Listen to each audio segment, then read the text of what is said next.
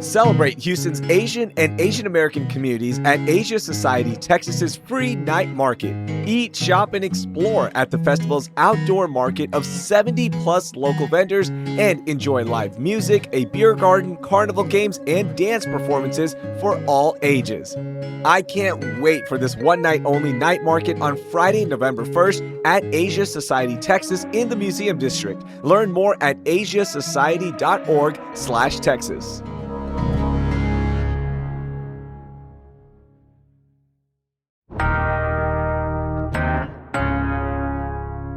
Today on CityCast Houston. October is Breast Cancer Awareness Month, and although you might see pink outfits at events and football games in support of survivors, there's a group of fighters who don't feel as supported in their journey, and that's Black women. Today we're sitting down with Chivon Jones to talk about her journey navigating what is being called the Black breast cancer crisis. It's Monday, October 28th. I'm producer Carlignon Jones, filling in for host Raheel Ramzanali, and here's what Houston is talking about. Hey, before we get into today's episode, our friend and contributor, Antrashell Nova, was at the historic presidential campaign rally featuring Vice President Kamala Harris and the one and only Beyonce, and she's here to tell us a little bit about what she experienced. Listen to me when I tell you Kamala Harris, Beyonce, and Kelly Rowland showed out for the people at the rally. Oh my gosh, they showed out. You can't say Beyonce without saying Kelly Rowland, because Kelly Rowland showed up like a Southern Baptist preacher and she gave us our life. Also in attendance was Jessica Alba, who came looking so beautiful. And Jessica Alba got cake, y'all. She thick. And Tina Knowles, Beyonce's mama, and a team of medical doctors that were there who wanted to make sure that everybody at the rally knew that they support freedom for reproductive rights. That was the main message, was freedom for reproductive rights. And it was amazing. The energy was off the hinges. DJ Trife, who I've never met before, who I found out is from Dallas, Texas, he was in the building, and we got to see Willie Nelson live, legendary Willie Nelson. And of course, he played Mamas Don't Let Your Babies Grow Up to Be Cowboys, okay? Also, Colin Allred was there. He was there as well. He had a really great message. Carly, I left that rally informed. And let me tell you why. The main focus for the Texas rally was freedom for reproductive rights. Beyonce said it best, I'm here as a mother, and I was there as a mother. And I think about my own story, like, dang, what if something had gone wrong in my pregnancy? I wouldn't have been able to, have that choice. And that makes me sad. Women's lives are on the line, ladies and gentlemen. Our lives are on the line, and we have the right to choose.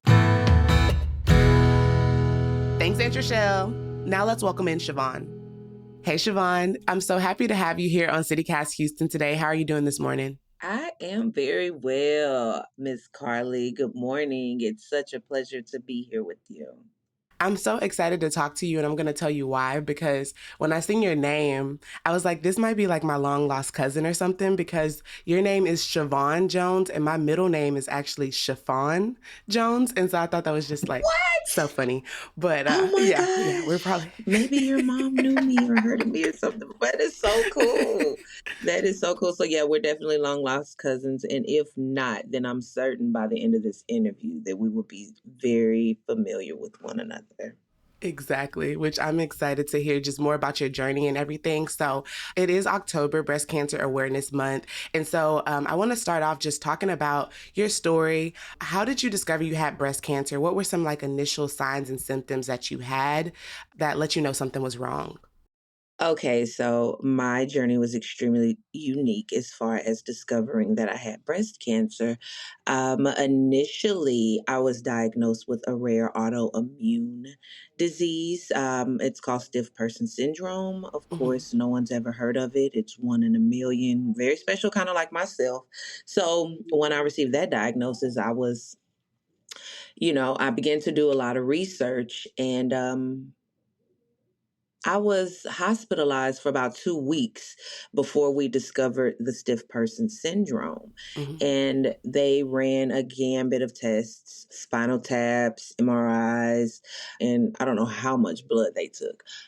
But once I received the diagnosis of stiff person syndrome, my neurologist delved more into my test results. Hmm. And in his research, he discovered that I had a very high level protein, and that particular protein was an indicator of breast cancer Okay. in correlation with stiff person syndrome patients. So I was 39 and a half, not 40. It wasn't time to do a mammogram.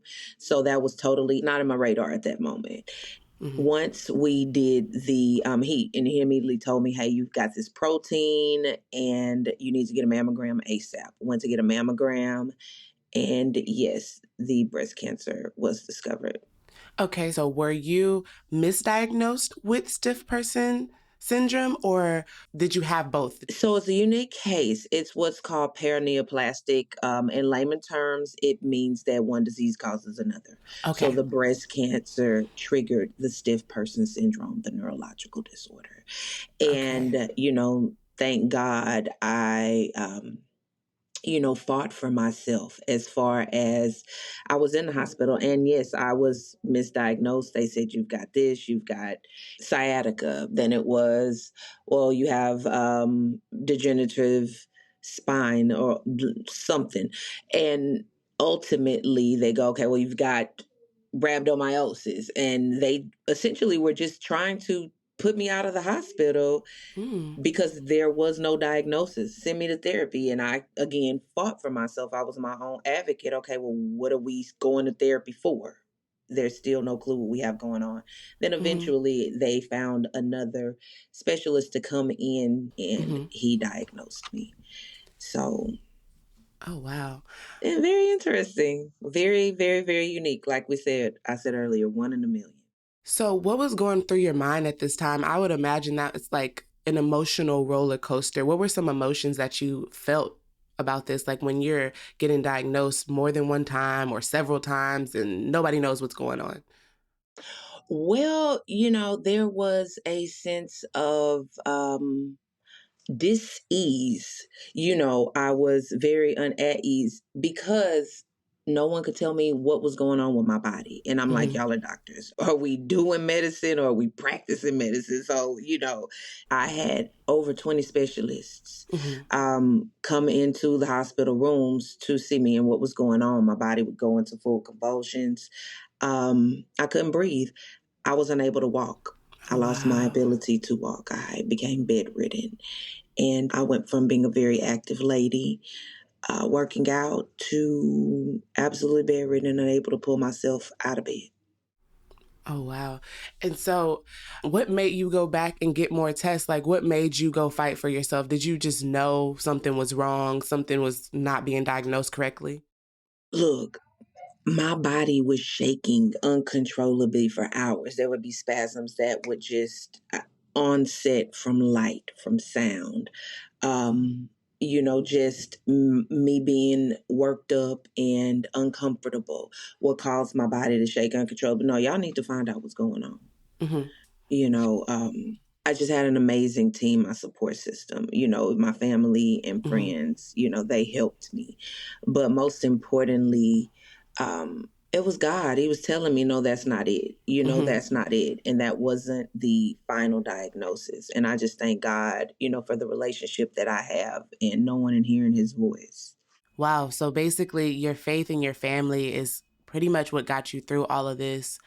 I saw some statistics that I wanted to share with you because I saw that the American Cancer Society released a report saying that Black women have a lower rate of being diagnosed with breast cancer compared to white women, but Black women have a 38% higher mortality rate and the lowest survival rate for breast cancer at every stage.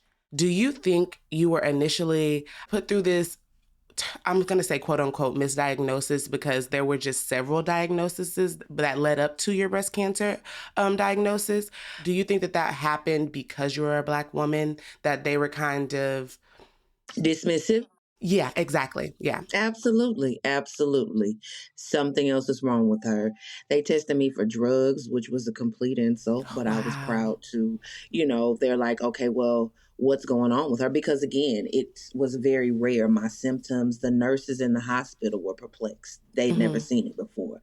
The physicians were all perplexed, but I absolutely positively believe that me being a Black woman had a lot to do with the dismissiveness of the physicians, because it took me telling every doctor that whatever was going on with me was starting in my back. I felt it in my back. I Mm. feel it in my back. And it's going to my leg. And when you look up stiff person syndrome, it's truncal. It affects your back. The doctor that diagnosed me came in and said, "So what's going on?" Hmm. "Oh, it's in your back." But guess what? It was a Black doctor. Oh, wow. The Black doctor is the one that diagnosed me. I was seen by doctors of every other ethnicity prior to him. And he Mm. is the one who listened to me and left out of the room, went and did whatever he did, and came back and said, "This is what it is." Wow. That's amazing. Wow. What did that mean to you to have someone step up and have that true diagnosis and really take that time to make sure that they got the correct diagnosis for you and figured out what was wrong with you? It was an absolute relief because, laying in the hospital, you're thinking somebody here should be able to know or tell me something. Hmm. And, having worked with a lot of other physicians and had them take a look at me. I mean, I felt almost like a lab rat or something, like, Hmm. you guys are experimenting. But it was a relief to finally receive a diagnosis. It was a relief to at least know where I was Oh, headed. wow. So, I'm very Hmm. grateful, for someone to actually, like I said, delve into weeks later saying, "Hey, I'm looking at these numbers. I'm looking at your results, and something's not looking right. We need to figure out what's going on." Because again, I wasn't 40 years old. Breast cancer was the least of my concerns. I want to go back to the doctor who finally found your true diagnosis for a second, because I think it's amazing that he was a person of color, a Black person. Um, it makes me wonder if this is part of the solution to making people of color feel more comfortable in the medical field. Do you think that there needs to be more Black people or people in color in general that are in these jobs and in these positions to be the doctors, the nurses? Do you think that is something that needs to be encouraged more? Yes. The level of care, concern, compassion that you receive from someone that can identify with you Hmm. is incomparable. Hmm. It's incomparable. So, absolutely, I would recommend all young Black kids go be a doctor. Hmm. You know, go be a doctor because, unfortunately, these days, growing up, I never heard of many people having cancer. Nobody in my family was affected with cancer. Hmm. As time has gone and hormones are put in food and the environment has been polluted and affected, there's so many toxins out there. Um, Everyone has been affected. There's not anyone that you know or that you can probably think of that has not been somehow affected by a close family member, loved one with a cancer diagnosis. Hmm. So, yes, I would implore all the little Black kids to go out and pursue a career in medicine. I honestly would consider it if I didn't have chemo brain and Hmm. forget so much. Because I want to do what I can to help others.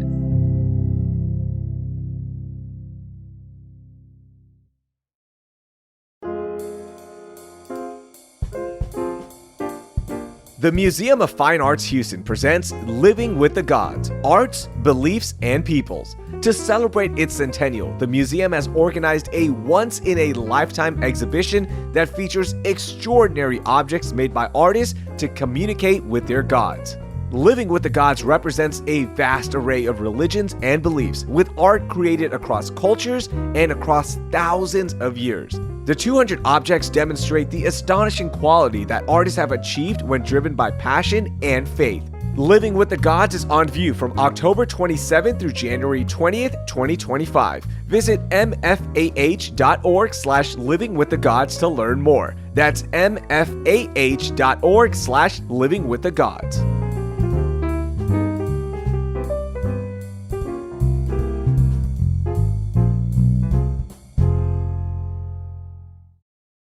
Hey Houston, looking for some design inspiration? Check out the 2024 AIA Houston Home Tour. On November 2nd and 3rd, you'll get a rare chance to step inside some of the city's most stunning custom homes, all crafted by some of Houston's top architects. Whether you're dreaming up your own perfect space or just love exploring amazing designs like I do, this tour is a must. Each home is a masterpiece showcasing the collaboration between homeowners, architects, and builders. And the best part? You can chat with the architects right there on site, so you can get tips, ask questions, and soak up all the creative vibes. Don't miss out on this unique experience. To learn more or grab your tickets, just head over to architecturehouston.org. Again, that's architecturehouston.org. So mark your calendars November 2nd and 3rd and come join us for the AIA Houston Home Tour. You won't want to miss it.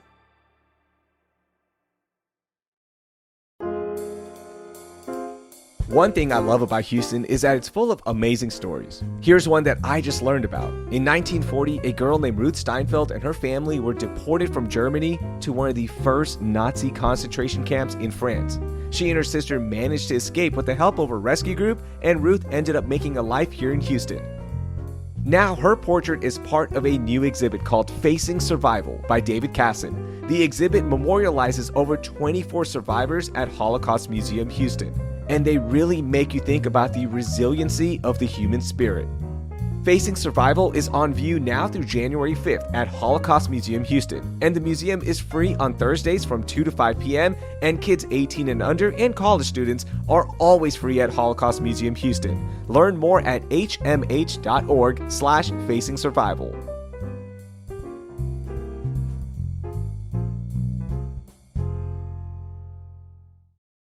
I want to talk about the family aspect of this because for a lot of people, this disease is hereditary. But this wasn't the case for you. So now that you've experienced this, how do you make sure that your family and people around you stay informed? I make sure that all of my relatives, I don't have any children, but I make sure that, all of my relatives, females in my family, know their body. I implore women to know and learn their body.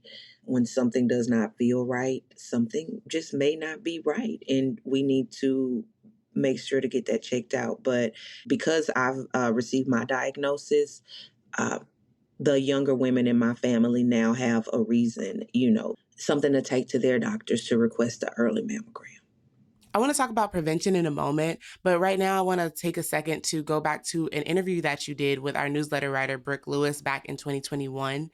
In that story, there was this beautiful aspect of community that was found between you and other Black women who were also fighting cancer at the time. How important was that for you to find this type of community here in Houston? Well, it was nothing short of a blessing. Because when you go through life-changing experiences like a cancer diagnosis, any type of health crisis, it's essential to have a support system. And everyone around you is not going to know what you went through. They don't share those same experiences. So, to be able to talk about small things like during chemotherapy, when you eat with the metal spoon, you taste the metal, right?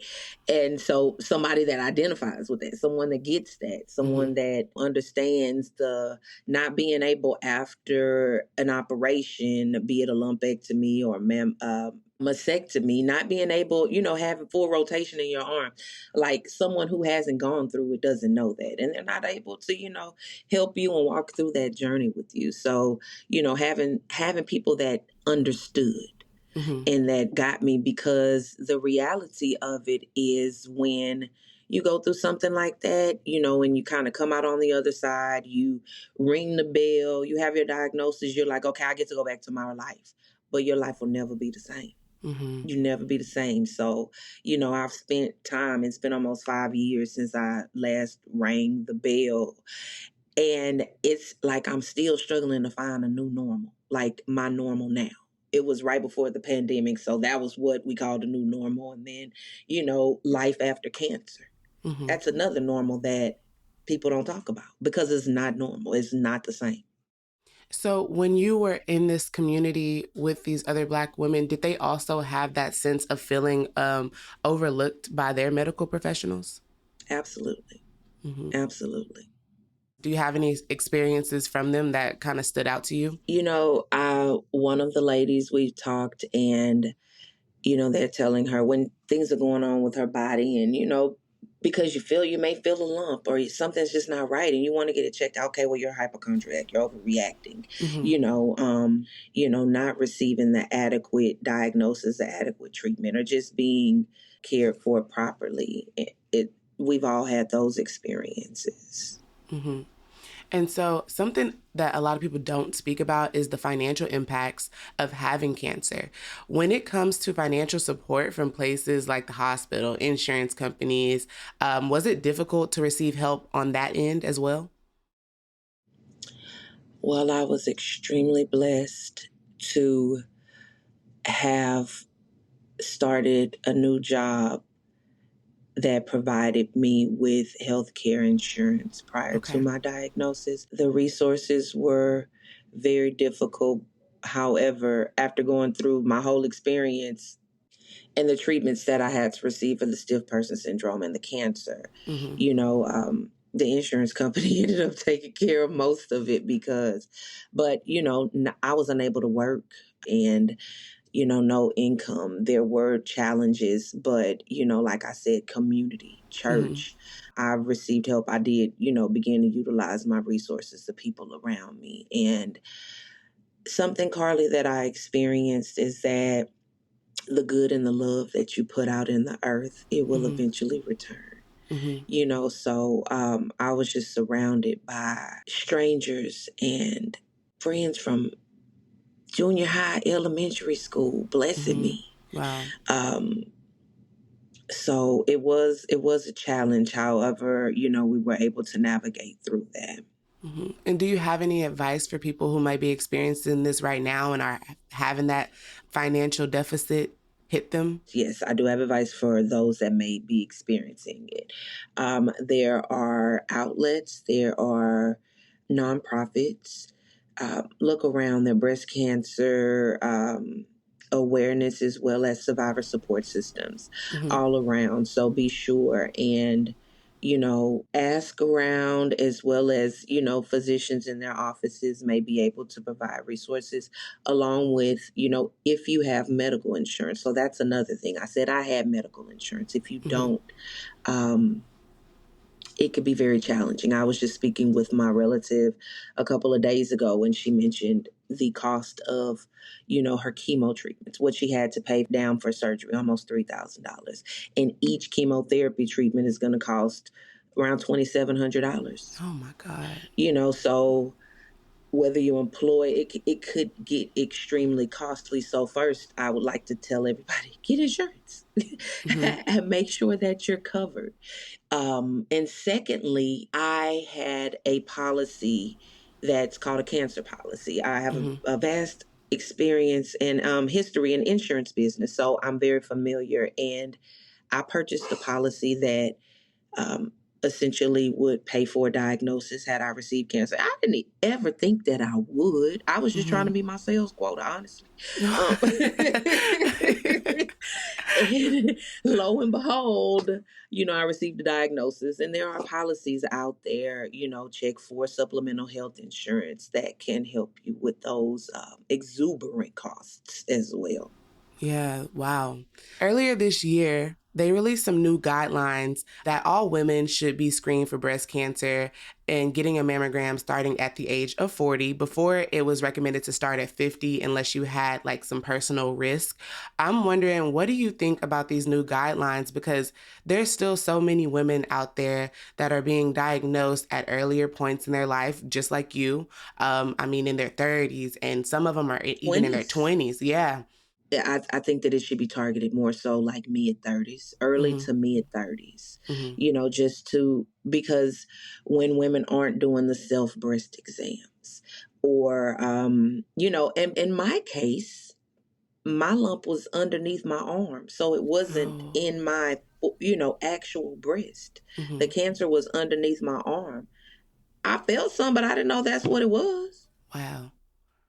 I didn't know it was cancer. So, just knowing that it does not have to be in your actual breast. It may not be a Mm-hmm. lump in your breast. It may be a lump under your arms alongside your breasts. Wow. I see. I didn't even know that either. I always assumed, just like you said, that it's in your breast. That's where you're supposed to be checking, but on the side of your arm. Wow. So, do you have any other tips or recommendations for women to catch early signs? Get second and third opinions if need be.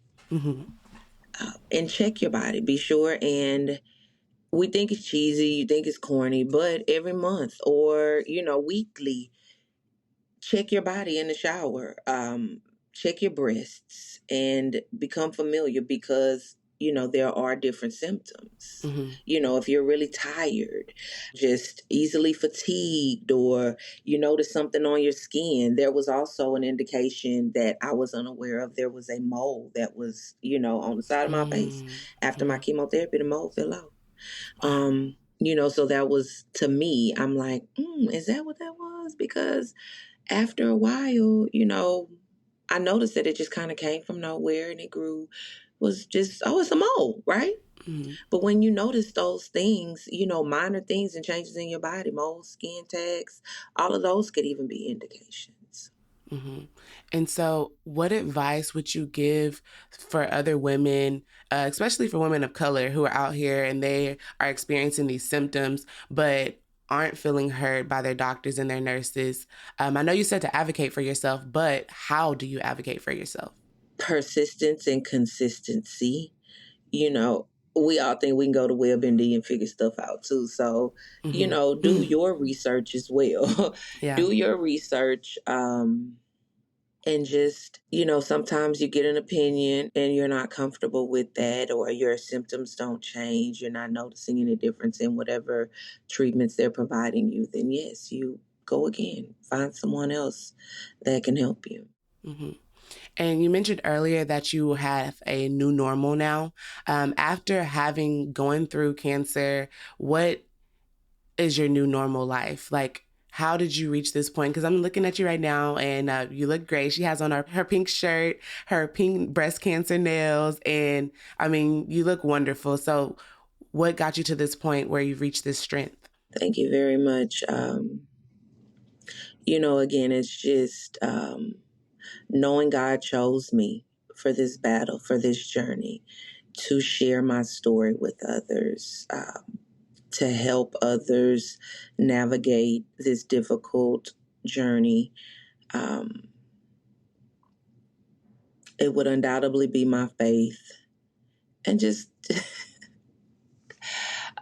my desire to always be fly, Yeah. like, be cute. So, just something during my journey. Of course, chemotherapy, you lose your hair, right? I was Mm-hmm. introduced to a lady, an amazing lady, Miss Dominica Solis, the Houston henna banger, and I would get henna designs on my bald head. Ooh. So people are like, Chivon, so you just can't have cancer on a regular bald head? Nope. She's like, I got to It's make it gonna be cute. fashionable. It's gonna be a statement. We're gonna have a conversation about it, basically. So I love telling my story. I love the opportunity to share, and I love the opportunity to encourage others, along the journey. It's not difficult. And as you mentioned, Black women are disproportionately misdiagnosed. Mm-hmm. Black women have the highest mortality rate, so I've lost friends throughout this journey. Mm-hmm. I've lost friends throughout this journey, loved ones from cancer and breast cancer, and even ladies that I met while receiving treatment. My first day of chemo, I met an amazing group of ladies. We were all sitting in there having chemo together. And so now we're friends. And we make sure to reschedule our appointments so that we would meet up for chemo. And one of those ladies, Miss Elise Vasquez, she has gone on to be with God during that time, as well as my friend Tamika Austin. And they're missed tremendously, but we would lean on one another and pray with one another, cry, and, laugh, share our journey. Always look for the light and always be the light. That's kind of been my thing. That is so beautiful. I'm so glad that you found your community and you kept your faith through all of this. Chivon, it was so great having you on CityCast Houston today. Thank you so much for joining us. Carly, it has been all my pleasure. Thank you so much for allowing me the opportunity to share my story and journey. That was my long-lost cousin, Chivon Jones. If you want to learn more about how Black women are affected by breast cancer, make sure you check out the links in our show notes. Help us bring awareness to this important topic by sharing this episode with 3 friends. And while you're at it, go ahead and subscribe to our daily newsletter, Hey Houston, to stay up to date with everything going on in the city. That will do it for today. I'm Carlignon Jones. Thank you for listening, and I hope you learned something new.